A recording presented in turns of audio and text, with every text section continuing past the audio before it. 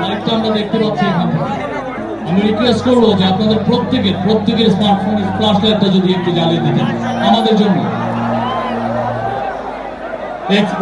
Awesome awesome, কি যে সুন্দর লাগছে এখান থেকে আমি বলে বোঝাতে পারবো। Thank you guys, we love you.